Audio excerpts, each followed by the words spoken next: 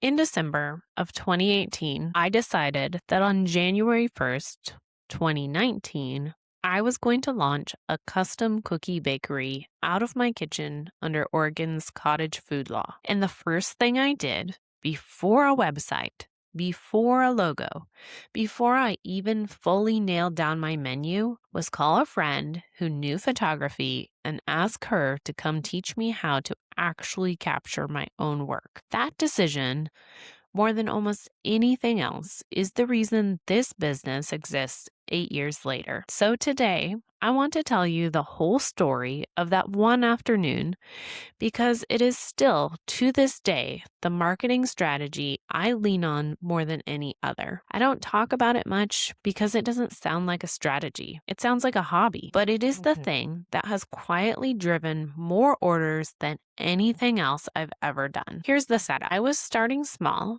out of a home kitchen under cottage food law. No storefront, no big marketing budget. Back in 2018, Instagram was still just pictures. No stories take over, no reels, no video feed documenting everything. I picked it as my main platform because it was photo first. And I think some part of me understood that if I was going to build a following, the pictures weren't just going to support the strategy, they were going to be the strategy. Even knowing that going in, I think I still underestimated just how much power visual, authentic marketing actually has.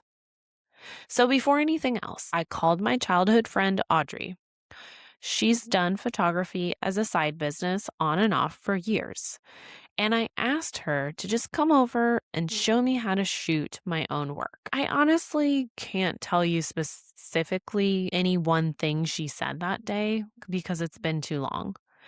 But the three things she showed me have stuck with me every single day since, without me ever having to think twice about them. The first thing, keep the background clean and simple. She's told me not to overthink it, so I grabbed a piece of white foam board.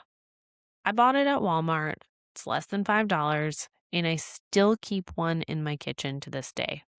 Not fancy, not expensive, just consistent. The second thing, find natural light and only shoot in it. To this day, I shoot almost exclusively in natural light. I know every good light spot in my house and in my kitchen by heart. And when I eventually built out my commercial kitchen, I designed the whole space around natural light from the start.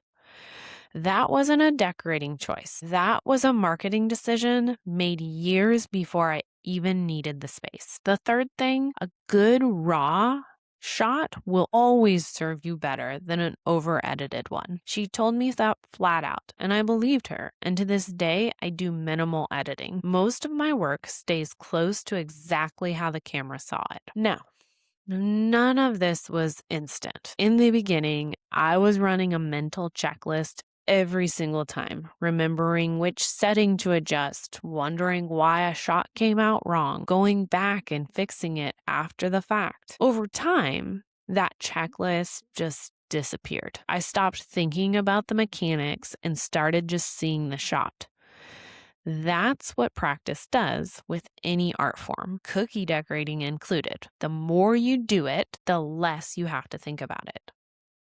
And I want to be honest about something else here too. There's still plenty of days I don't want to take a photo. When I'm slammed for time, sometimes I just snap a quick phone picture of the cookies on the tray and keep moving. And that still counts. Done and real beats perfect and never posted every single time. Actually, some of my technically worst photos are proof of that. When I was working the night shift on cookies, I couldn't shoot in daylight at all. So I bought a light box just to get something usable. Those photos are hands down some of the worst I've ever taken from a technical standpoint, but they still generated orders because they were still real, still mine, still the actual cookie someone was going to get. That's really the heart of why this was never optional for me. I knew I had to showcase the work itself to get more orders. No amount of clever copy was ever going to substitute for someone actually seeing it. And there was a second piece to it too. If I took the picture myself, I owned it. There was no risk of misrepresenting my own product and no risk of anyone ever accusing me of using someone else's work. That mattered more than you might think, especially in those early years. I never personally knew anyone who got accused of it, but I saw and heard about it constantly in the cookie decorating world. Bakers using other bakers' photos to sell their own product. And look, I get why it happens. Making good content is genuinely a lot of work. And it's tempting for some people to take the easy path and borrow someone else's. I'll be honest with you too. Over the years, I've had my own photos and videos ripped off more than once. It stings every time. But I also know that the moment I put something out on the internet, that's a possibility I'm accepting. I'm in the business of making cookies, not tracking down thieves. So I protect what I can by only ever using my own work, and then I move on. Now, let me give you the actual proof, because I've never gone and studied the research on any of this. I've just lived it in real time over and over. My very first orders back on Instagram in year one all traced back to photos I posted. And that was the entire engine from day one. But here's my favorite proof, and it's recent. It was last fall in 2025. I told my marketing manager to stop posting any of our custom work. I didn't have the capacity to take on more orders. She forgot and posted one photo anyway. Within 24 hours, I had 10 dozen orders. I sat down with her, we reviewed exactly what happened, and that was my proof. Real, current, this year proof of exactly how powerful a single photo can be. I booked every one of those orders, and then I reminded her no more posting custom photos for a while. I actually just tested this week and posted some custom work and woke up the next morning to orders sitting in my inbox. There is research that backs this up, and if you want it, high-resolution product photos can lift conversion rates by up to 33%. 75% of online shoppers say product photos are what they rely on most when deciding to buy. In food specifically, professionally styled photos have been shown to drive 30% more orders than amateur shots. And showing multiple angles of the same product can boost sales by 58%. But honestly, I don't need a study. I have my marketing manager's story. When I want to book more custom orders, I share more custom photos. When I want fewer, I share less.